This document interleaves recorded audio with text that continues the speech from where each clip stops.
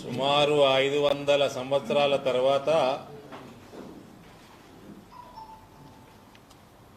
రాముల వారు పుట్టిన స్థలానికి రావడం జరుగుతుంది. ఈ సమయంలో బతుకున్న వాళ్ళందరూ అదృష్టవంతులే.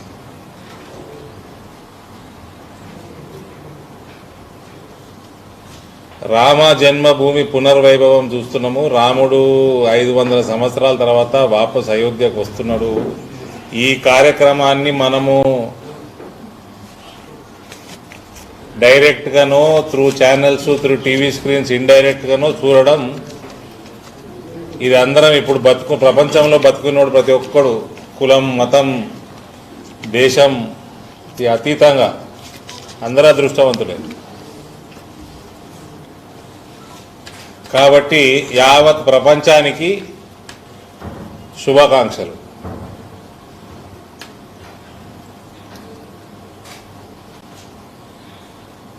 రాముల వారి కోర్టులో నడిచినప్పుడు,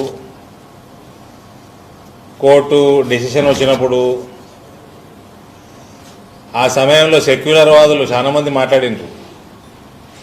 ఇక సెక్యులర్ వాదులు అంటే తెలుసు కదా,